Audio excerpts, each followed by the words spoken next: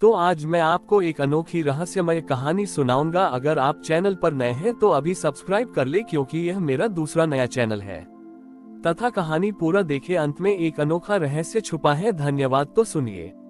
वृंदावन में एक बहुत अमीर सेठ था जिसका नाम धनराज था। उसके पास हीरे, मोती और सोना चांदी बहुत थे, लेकिन उसके दिल में कोई खुशी नहीं थी। वह हमेशा उदास रहता था और उसे किसी भी चीज में आनंद नहीं आता था। एक जन्माष्टमी पर धनराज ने सोचा कि वह कान्हा को एक ऐसा उपहार देगा जो आज तक किसी ने नहीं दिया होगा। उसने अपने घर की सारी दौलत एक बड़ी टोकरी में भरी और कान्हा के मंदिर की ओर चल दिया। रास्ते में उसने देखा कि गांव के बच्चे खेल रहे हैं। कोई अपनी माँ से माखन चुराकर खा रहा था तो कोई दोस्तों के साथ हंस रहा था। धनराज ने देखा कि उन बच्चों के पास न तो हीरे थे और न ही मोती, लेकिन उनके चेहरे पर एक ऐसी चमक थी जो उसके पास नहीं थी। वह थोड़ा आगे बढ़ा तो उसने देखा कि एक बूढ़ी माँ अपने पोते को कहानी सुना रही थी। पोता अपनी दादी की गोद में हंस रहा था और दादी उसे प्यार से सहला रही थी। उनकी आंखों में जो खुशी थी वह धनराज ने कभी महसूस नहीं की थी। धनराज जब मंदिर पहुंचा तो उसने देखा कि कान्हा के पास कई लोग अपनी अपनी छोटी छोटी चीजें लेकर आए थे। किसी ने ताजा माखन चढ़ाया था तो किसी ने अपनी गाय के दूध से बनी दही, लेकिन उन सबके चेहरों पर एक अजीब सी खुशी थी। धनराज ने अपनी टोकरी कान्हा के सामने रखी। जब कान्हा ने देखा तो उन्होंने मुस्कुराते हुए कहा, तुमने मुझे ये सब क्यों दिया है? ये तो सब तुम्हारा है। धनराज हैरान हो गया, ये कैसे संभव है? ये तो मैंने आपको दिया है। कान्हा ने कहा, मैंने तुम्हें जो असली दौलत दी है वह तुम भूल गए हो। धनराज ने पूछा, वह क्या है कान्हा? कान्हा ने उसे अपने पास बुलाया और कहा, मेरे प्यारे दोस्त, सच्ची दौलत हीरे मोती में नहीं बल्कि मन की खुशी में है। बच्चों की हंसी, माँ बाप का प्यार और दोस्तों का साथ, यही सबसे बड़ी दौलत है। धनराज को अपनी गलती का एहसास हुआ।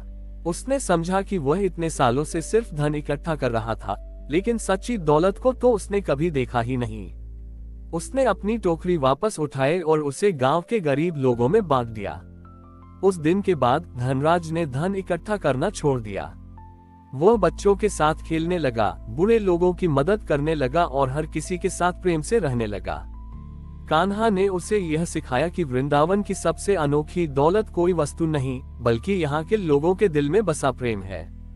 धनराज जब अपनी दौलत गांव वालों में बांट रहा था तो उसकी आंखों में पहली बार खुशी के आंसू थे। उसने हीरे मोती गरीबों को दिए, सोने चांदी बूढ़े लोगों को दिए और अपने घर के सभी खिलौने बच्चों को दे दिए। देखते ही देखते पूरा गांव एक उत्सव में बदल गया। हर कोई खुश था। बच्चों ने उन खिलौनों से खेलना शुरू किया, बूढ़े लोगों ने सोने चांदी को अपनी जरूरतों के लिए इस्तेमाल किया और गरीबों के घरों में पहली बार भोजन पका। धनराज ने ये सब देखा तो उससे लगा कि वह आज तक सिर्फ दौलत इकट्ठा कर रहा था, लेकिन खुशियां बांटना भूल गया था। अगले दिन गांव के लोगों ने धनराज के घर के सामने एक बहुत बड़ा उत्सव मनाया। उन्होंने कोई महंगी चीज नहीं बल्कि अपने अपने हाथों से बनाया हुआ भोजन और फूलों की मालाएं लाईं। एक बूढ़ी दादी ने कहा, धनराज, तुमने हमें दौलत दी है, लेकिन हमें जो असली खुशी मिली है वह तुम्हारे इस बदले हुए मन से मिली है। धनराज ने सभी को गले लगाया और कहा, नहीं, यह मैंने नहीं किया है। ये सब मेरे कान्हा की कृपा है, जिन्होंने मुझे सच्ची दौलत का मतलब समझाया। तभी कान्हा वहां आए और उन्होंने धनराज को एक सुंदर मोरपंख दिया। कान्हा ने कहा, इस मोरपंख में मेरे सारे भक्तों का प्यार और तुम्हारी सारी खुशियां भरी हुई है। इसे हमेशा अपने पास रखना।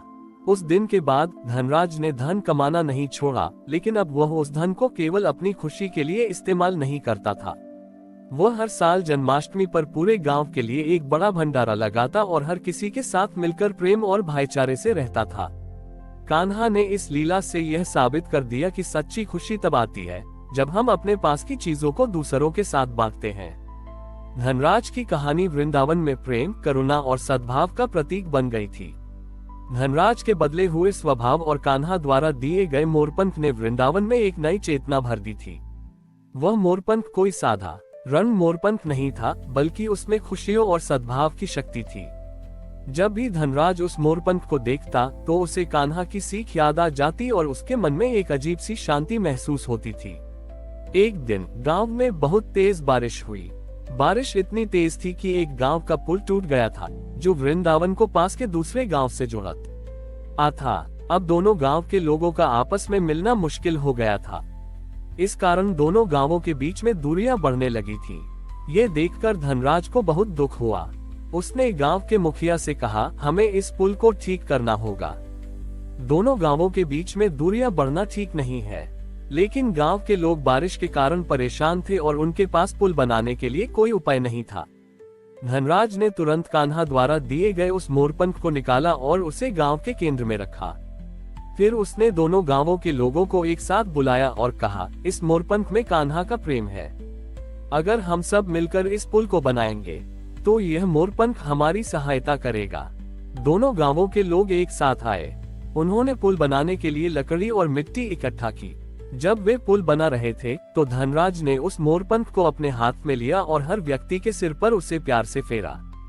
जैसे ही धनराज ने ऐसा किया, हर किसी के मन में एक नई ऊर्जा आ गई। उन्होंने बिना किसी थकावट के काम करना शुरू कर दिया। जब पुल बनकर तैयार हुआ तो एक चमत्कार हुआ। बारिश रुक गई और आसमान में एक सतरंगी इंद्रधनुष दिखाई दिया, जो सीधे उस नए पुल के ऊपर से निकल रहा था। कान्हा वहां आए और धनराज से कहा, तुमने इस पुल को सिर्फ लकड़ी और मिट्टी से नहीं, बल्कि प्रेम और एकता से बनाया है। यह इंद्रधनुष तुम्हारे काम का परिणाम है।